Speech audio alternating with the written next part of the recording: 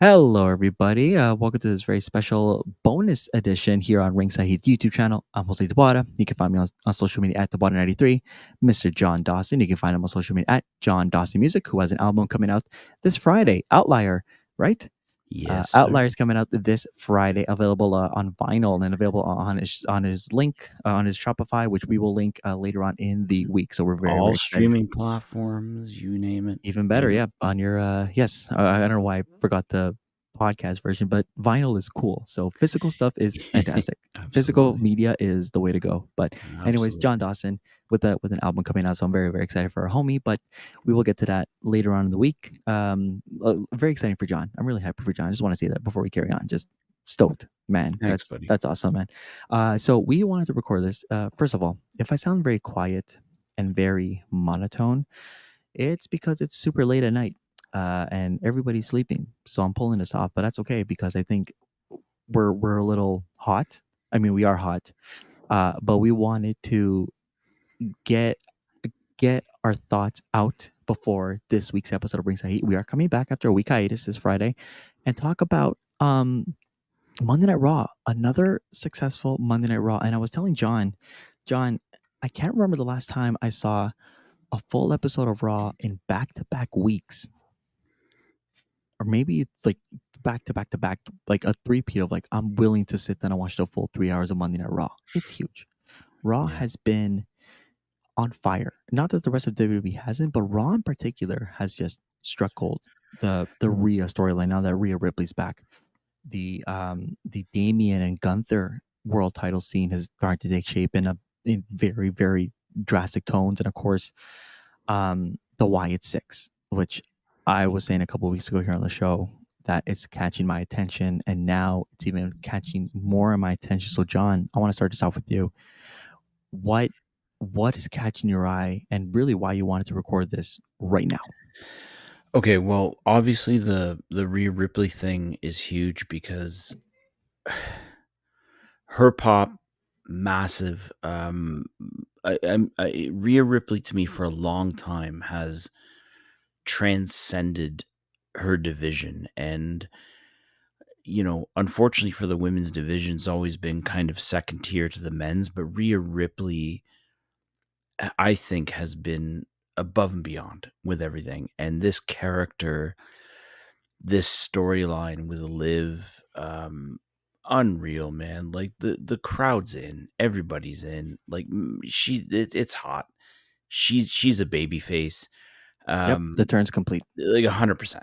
You know what I mean? Like even when she sort of, Jay gets the I have some mixed feelings on how Jay almost seemed kind of buried on the win with Dominic because, Sure. the hype's obviously on Rhea right now, but as far as Raw goes, that's probably the hottest storyline other than the Wyatt Six going. So I think Jay's taking it on the chin because he's probably going to be doing some business with the bloodline. So I get what they did, but no, Rhea's just on point, man. Everything about her is on point. Everything, her character, we know her in ring work is on point.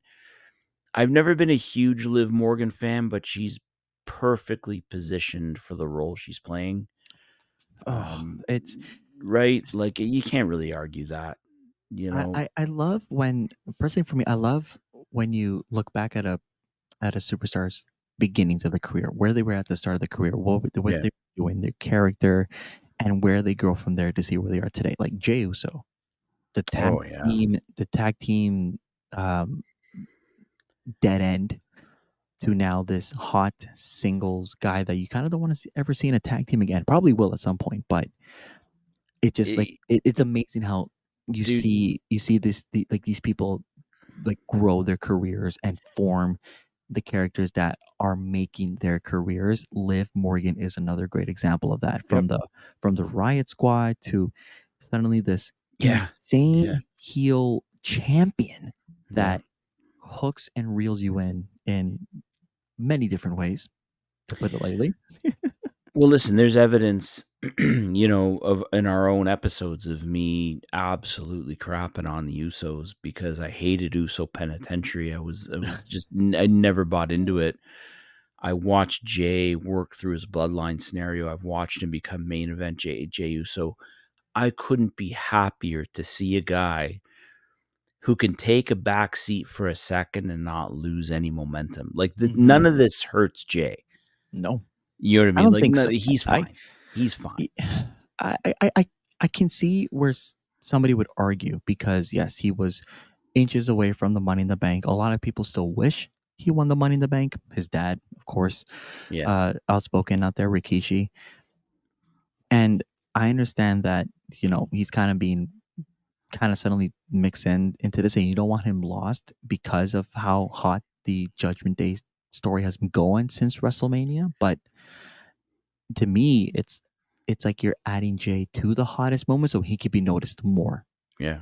So Yeah. it's good that there's still a spotlight on him, and I don't think it'll fade because again, you're throwing Jay into the fire, which is a good kind of fire. So Yeah. I'm not worried. I'm on No, your no, side. I'm I'm not not worried. worried about Jey Uso. I think that guy's more than proven his worth. Um, we all know he's going to wind up in a bloodline scenario sometime around November. Probably. So, like, I don't know.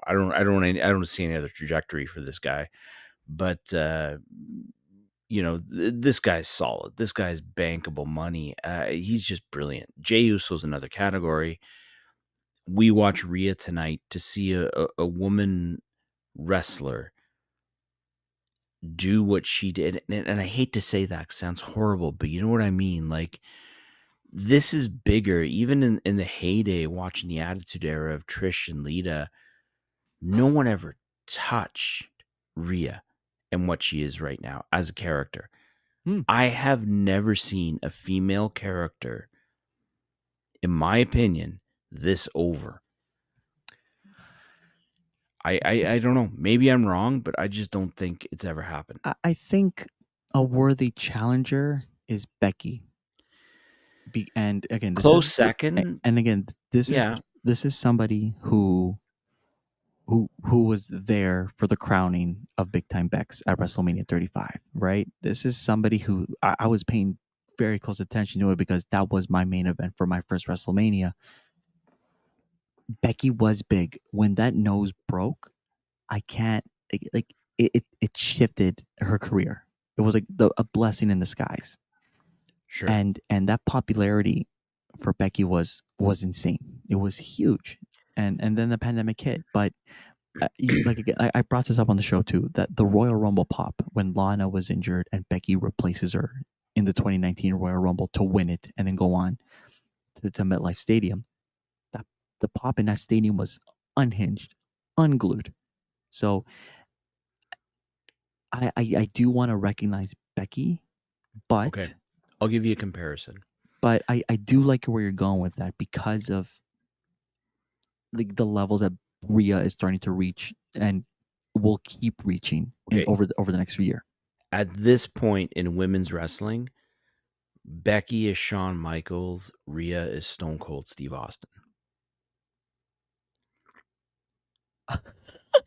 Balloons are Everybody perfect. caught the balloons, with Jose's face. That's beautiful. I don't think you could have planned that better. Nope. Um, That's going in a reel. yep, that's on the reel. Wow. Think about that for a second because Shawn Michaels was legit. He was over. Everything was big. But the organic nature of Rhea, she has not been forced down people's throats, and she's been an anti-hero. This is, to me, Rhea Ripley is the female version of Stone Cold Steve Austin. And you know what helps your parallels is that Becky also currently left right now, even technically without a contract. Sean left as Even well better. and even dropped the title because he quote unquote lost his smile. Even better. Wow. Yeah. That is It feels a very phenomenal similar to me. take. It feels very similar to me. That the Rhea has that scrappy upward momentum of a 1997 Stone Cold. That's what, to me, what Rhea Ripley has right now. There is no second guessing in anything when I look at that character. I'm going, this is perfect. Don't touch it. Follow this through. Let it roll. Something special is happening with Rhea Ripley. And to me, it reminds me a lot. Will it be the same level? Okay, not likely. It's a different Most time. It's a likely not. different, yeah, it's a different media landscape. It's a whole different animal.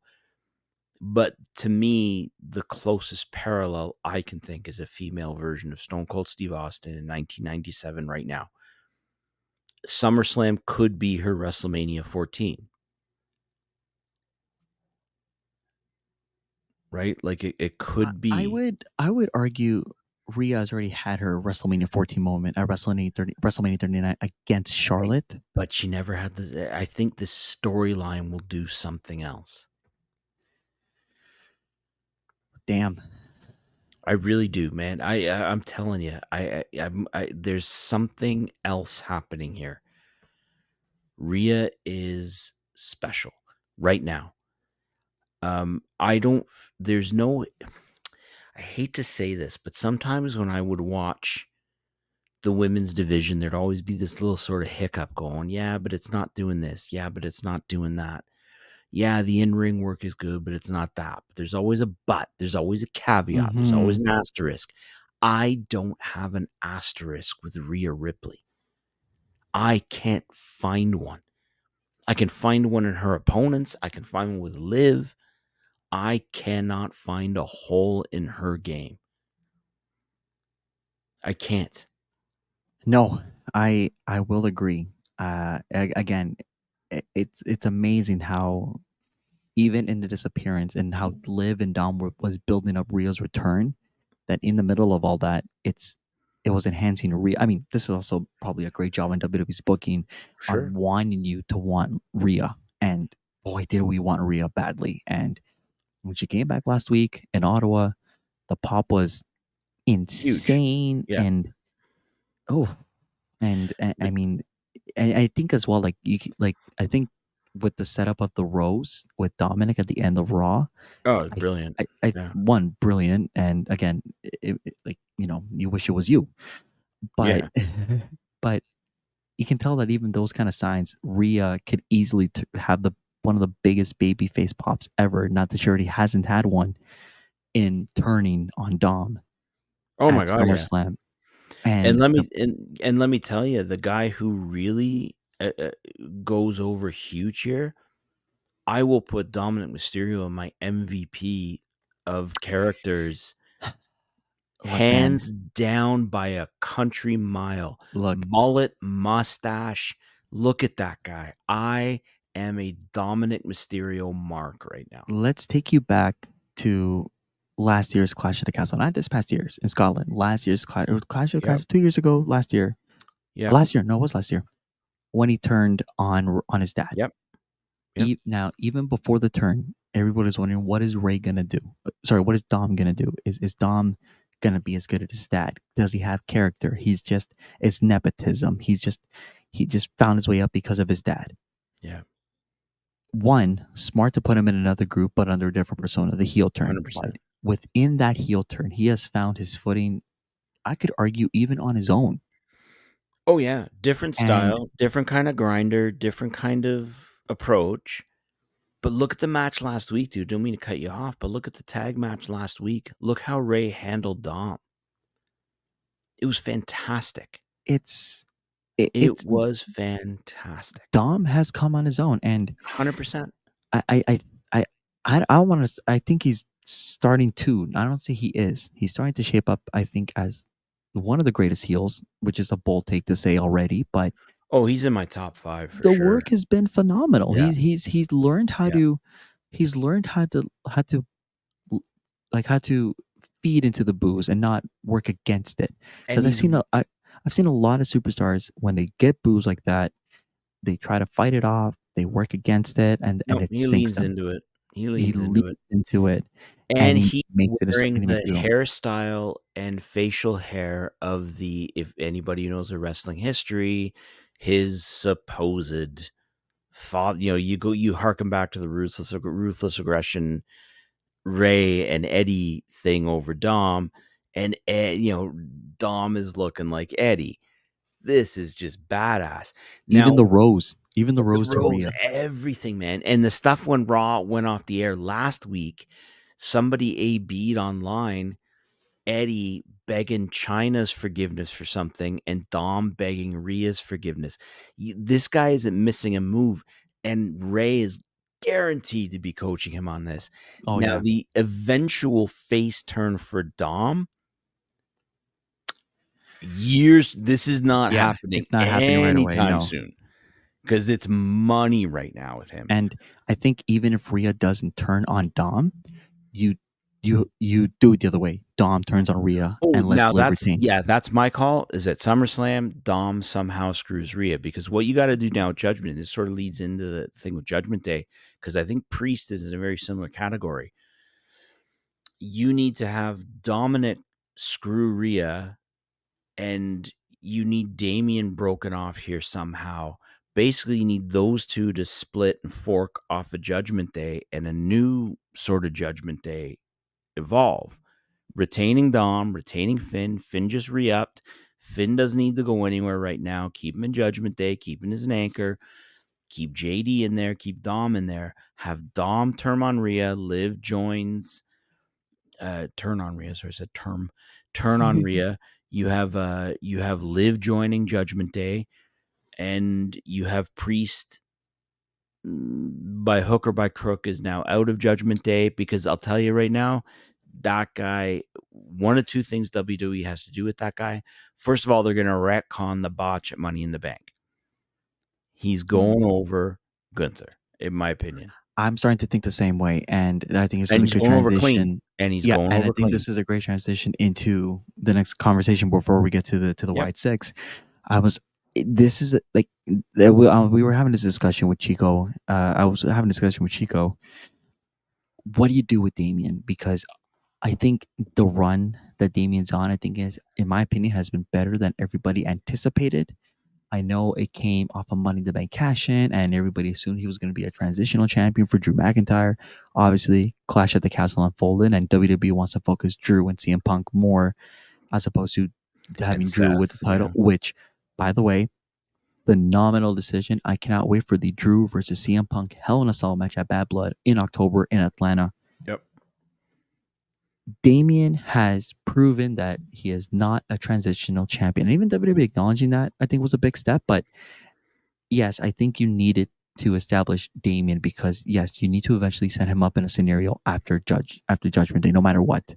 The Money in the Bank botch, I think, might have extended his reign maybe longer. Uh not maybe not. Well, It's no, hard hear to me out say. here. Hear me out here. Had it not happened, had they not had to do, I think, do a lot of damage control on that because they have been kind of weird about it. But you listen to how he was being put over even by Seth in the vignettes last week, coming off of Money in the Bank. He's gonna get a clean win to keep his record clean. Had Money in the Bank gone off, had they planned, my suspicion is he would be dropping the title at SummerSlam. But I think this is just my own, whatever. I think they're going to have him go over clean because they want to put him over more and for good reason. Gunther does not need a title right now. He doesn't. He just came off a record breaking intercontinental reign. Okay. He doesn't need it, but Damien needs to look good. I think I agree with that, but what's also kind of hindering me on that, on the decision to keep it, is not. I don't think it's because of that. I think it's because, and I think this is the first time where international pay per views is gonna hurt WWE, Hmm. Okay. and it's the same old question that we had with Drew for two back to back years, 2 consecutive years. It's the question that we had for Rhea in Australia at Elimination Chamber. Do you want the hometown pop? Right. Do you want it? Drew didn't get it in back to back years of Clash of the Castle. Rhea got it, retaining over Nia.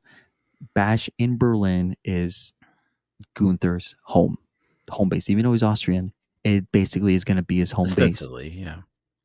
Do you have his crowning moment now in Cleveland, or No. do you benefit Damian Priest and letting him retain, but at the end, in September or late August, Gunther has his moments. He just has to wait a month because they want that. That's what, and Chico brought Yeah. that up, and it irked me. But he's not He's not wrong. wrong. He's He's not not wrong. wrong, and that's the other thing too. Then he start to get into the kayfabe. Like, do you want a monster heel to get a big pop at home? No, that's all Right? Like, that's another tier. it's another tier conversation that I do not want to Yeah. have because it drives me insane. It, Well, it, if it I were what I would do with Gunther, in my personal opinion, is I think he's the guy who should take it off of Cody. And I know he can't do that because he's on Raw, but if I were to position the guy who pulls it off of Cody, and I know there's another number of storylines with The Rock and all that, so it's not even a thing. But if in my fantasy booking, Gunther is the guy who takes it off of Cody. I like the World Heavyweight title for Gunther because Yeah, Gunther made the Intercontinental title relevant again. And I think if you he can want to elevate establish, WHC. Yeah, the I like World that. Heavyweight title back on the same level that it once was in Okay, the early 2000s, Gunther, okay, I like Gunther for that. sure. I like that. Okay, so So let's put it on him in September, but gives Damien a clean win. yeah, so I Gunther can think come yeah, back. They have a I rematch think in September. Okay, I think that all looks everybody really good to me. wins. I think Yep. everybody wins if Damien goes over. Give him one more month, let him be established. But then like Gunther, because the promo that he gave on Raw was ruthless, very, very touchy. And Yeah, when WWE heads in that direction of like something that hits home, they hit. I will they say do. that. They Yeah, hit. Sometimes it's hit or miss for me. This one hits. So I think if Gunther loses, they can build on that and make him even more sinister because that looks like the direction that Gunther's going. And that's a character that Gunther should be, and then elevate it more when you get to Germany and I, Berlin. that all sounds brilliant to me, and I think that would be, and what WWE does well there is they haven't been too ham-fisted with giving the people their moments in their hometown. Sure, they did it to Rhea. They've stuffed Drew now twice. Twice. You know, Zelina didn't get her moment, but Zelina didn't get it. Bad Bunny got the moment later on that Yeah, night. okay, but Bunny, okay, that to me, that's a bit of an outlier in the Yeah. whole conversation. Yeah. And then France was France. So Toronto, we got We got Sammy, who's Trish, from Quebec, and and yeah, but we got a John Cena retirement. So did Toronto really win? so yeah, Gunther going over in Berlin, that tracks. Moving on to our last subject, because Yeah, again, we do want to keep this short. And of course, obviously, John and I are speaking out so clearly that who knows what we're going to talk about on Friday yeah, when exactly. we record our next episode, the Wyatt Six. And Oh this is my mainly why we god. wanted to record tonight. And I'm sure that when we get the rest of the guys involved, we can enhance our conversation. But John and I, we were awake and wanted to get to this now. I want to say this. Obviously, the debut was powerful. The vignette of having Bo Dallas just be Bo, not even in the Uncle Howdy costume, insane. Having Bo Dallas appear in Adam Pearce's office, insane. Yeah, Having Bo Dallas being called out by Chad Gable, wow. yeah, And I didn't think the storyline needed to be humanized as it is, but I'm happy that they are cool. Yeah, because they are touching, they're leaning in towards the passing of Bray Wyatt, which for these guys, it's a lot to ask for them. And they are sure. pulling out all this. I mean, Rowan's video on Raw this past Yeah, week was Rowan was that was, emotional. He brought up, you can tell that he was bringing up and you didn't Luke talk about Harper, Luke Harper, Brody yeah, Lee, specifically, but yeah, not wanting to name names, probably either just out of respect for the families or whatever, but you know who he's referring to, right? And again, it's Eric Rowan just talking to shooting himself, basically. Yeah, shooting. To the see, sorry, yeah, I want to get this across. no, please, To see the Y6 in the ring with Bo without the Uncle Howdy costume, I think it's one of the best scenes or images you're ever gonna get in a while. and it shows that WWE is going to handle this right. And Yeah. this, I just didn't realize I wanted this with Bo in the way that they're using Bo. To me, it's like, damn, this just makes like when he came out in his casual clothing, I'm like, Yeah. damn. I, Yeah. I kind of went, whoa. Yeah. And unfortunately, this buries the fact that the Creed brothers are now with Chad Gable, which fantastic pairing. Yeah, I will, that's and brilliant. That's I will, absolutely brilliant. Yeah. and I'm just about to pass the torch to you, John here. No, no. But the Wyatt Six are clicking in ways that I think will we've never seen before, and I think that it's going to keep clicking in many different ways that we won't anticipate. So just I'm in awe, and I love every bit of it. John, I'm you nailed it. You said I've never seen before. I've never seen this before. So, and people who've listened to us or people who might listen to us, the Friday of the Monday of the debut of the Wyatt Six, we interviewed Vince Russo. And there's a lovely clip in the reel you put up of Vince talking about, we were kind of riffing on having a laugh about the fact that, Chad Gable got shot in the head, and everybody was kind of riffing on that and having a laugh, it's yeah, of course.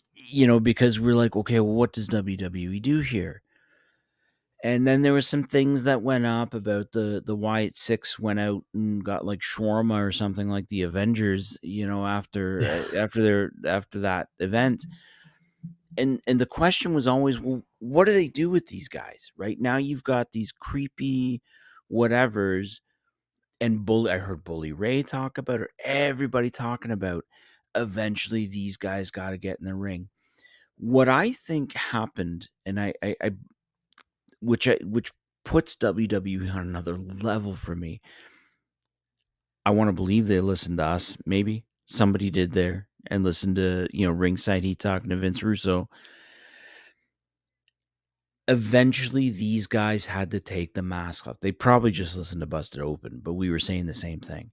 We were absolutely on point. Eventually, the masks got to come off. Eventually, these guys got to get in the ring. So Vince Russo's point originally was, bro, you open up with, not making fun of Vince, but I No, of mean, it's hard. course, It's yeah. it's hard to talk about Vince without saying bro. But I love the guy. He's just a wonderful man. But you got people dead backstage. You've got these creepy people coming in, and what are you going to do next week? Open up with a triple threat for Money in the Bank. So WWE could have done one thing where they could have just sidestepped it and kept them. And this to me would have been And the supernatural, yeah. yeah, this could have been a move under other management. They could have done this. What did WWE do? Took the masks off right away. And Right away. they did do that with Bray. I mean, Bray did do that as well, but But with that's this, why Bray worked, but that's why it right? worked. And but with this group in particular, But sorry, Jose, before you finish, that was the problem they backed themselves into the corner with the Fiend, they did right? because they Like did Bray first and then the Fiend. it was a weird one. They didn't really know how to do that. I feel like they've looked at the mistakes in my mind, if I'm extrapolating, and I have no idea, but I'm looking at this going, you saw the mistakes you made with the Fiend, and you're taking a preemptive strike here. Because the problem with the Fiend is he had this run of being this unstoppable, scary character. We all knew he was Bray Wyatt, but eventually the Fiend had to take the mask off and Mm-hmm. lose, or lose or take the mask off, whatever. Same thing. What I saw tonight was shockingly beautiful because Bo Dallas comes out as Bo Dallas in a pair of jeans, a pair of sneakers, A jacket. jacket, gets taken out by the Creed brothers and Chad Gable, laughs his ass off, and the Wyatt Six come up. But we all know now who's behind those masks. So it becomes for me, no matter who those people are, those masks are still creepy. Like, they put those masks on, they become kind of someone else. I've never seen a more so far, a more successful blur out of the gates of a character out of the ring to a character in the ring. So far, this is the best I've ever seen. Well, I think this is And also that where includes The Undertaker. interesting. That's another take right there. Here's my thing. We're not stupid. No. And I say that because social media has forced everybody around the world to adapt and change everything. Yes, you can create characters and hide behind keyboards on social media, but social media exposes everything. Social media Yep. will find everything. So, yeah, obviously, a fan is going to be excited that he just met some WWE superstars at a Whataburger and post it on social media because they just met the Wyatt Six and they're like, "Hey, I just met some WWE superstars. This is really cool." And that fan knows, hey, it's a story that they're doing. They're it's on camera. It's like meeting an actor out on the thing. They're actors. They're working a story. We don't need to consistently, point out, oh, but like, so and so is this, so and so is that. They're acting. They're putting on a performance for you. Yeah. WWE is leaning into that with this. We Yeah. know who's behind the mask. We hear our Sean Ross Sapps, our Meltzers even saying who's behind the masks, what the plans are leading up to this. They're talking to their sources. Hey, here's what's going on. WWE's like, okay, bet. Why don't we reveal who's behind the masks and let them work their characters into it? Let that better realism Exactly. come in, and then so then they can show that there's a deep dark personality that when the mask comes on, we're not messing around, and that Yeah. is what they're doing now. Again, yes, you could argue that it comes at the expense of something so personal, so heartbreaking, but yet But maybe ironically healing. We don't know. there's healing. Yeah. Probably for Rowan it's probably healing to open up expressly about it. But for Taylor, for Bo Dallas, the same thing. And I'm sure that if we're getting a Rowan video, we're gonna get a Dexter, a Sure. Nikki, and I forget the last guy. Excuse me. I see. And but again, like let them take the mask off. Why are they doing this? We know what they were in WWE before. We Yep. know what their personal lives are. But why did they suddenly decide they want to cause chaos? Yep.